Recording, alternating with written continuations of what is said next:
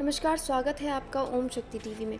हिंदुओं के 4 धामों में से एक बद्रीनाथ धाम भगवान विष्णु का निवास स्थल है।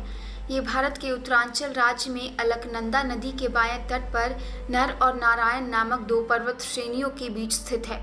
गंगा नदी की मुख्य धारा के किनारे बसा ये तीर्थस्थल हिमालय में समुद्र तल से 3050 मीटर की ऊंचाई पर स्थित है।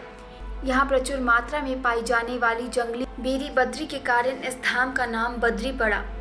कहते हैं कि यह पहले शिव और पार्वती का स्थान था। आओ जानते हैं इस संबंध में पौराणिक कथा। माना जाता है कि बद्रीनाथ धाम कभी भगवान शिव और पार्वती का विश्राम स्थान हुआ करता था। यहाँ भगवान शिव अपने परिवार के साथ रहते थे, लेकिन श्री हरि विष्णु को यह स्थान इतना अच्छा लगा कि उन्होंने इसे प्राप्त करने के लिए योजना बनाई। एक मान्यता जनश्रुति के अनुसार सतयुग में जब भगवान नारायण बद्रीनाथ आए तब यहाँ बद्रियों यानी बेर का वन था और यहाँ भगवान शंकर अपनी अर्धांगिनी पार्वती के साथ मजे से रहते थे। एक दिन श्री हरि विष्णु बालक का रूप धारण कर जोर जोर से रोने लगे।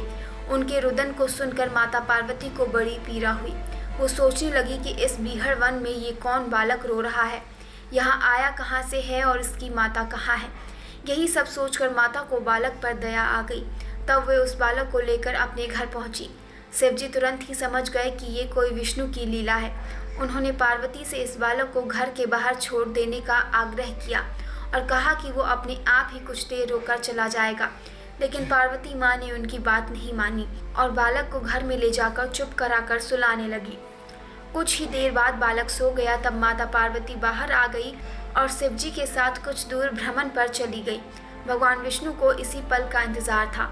उन्होंने उठकर घर का दरवाज़ा बंद कर दिया। भगवान शिव और पार्वती जब घर लौटे तो द्वार अंदर से बंद था। इन्होंने जब बालक से द्वार खोलने के लिए कहा तब अंदर से भगवान विष्णु ने कहा कि अब आप भूल जाइए भगवान, ये स्थान मुझे बहुत पसंद आ गया है, मुझे यहीं विश्राम करने दीजिए। अब आप यहाँ से केदारनाथ जाएं। तब से लेकर आज तक बद्रीनाथ यहाँ पर अपने भक्तों को दर्शन देते रहे हैं और भगवान शिव केदारनाथ में। ऐसी ही खबरों के लिए जुड़े रहे हमारे साथ और देखते रहे ओम शक्ति टीवी। साथ ही like, subscribe, share and comment करना बिल्कुल ना भूलें। धन्यवाद।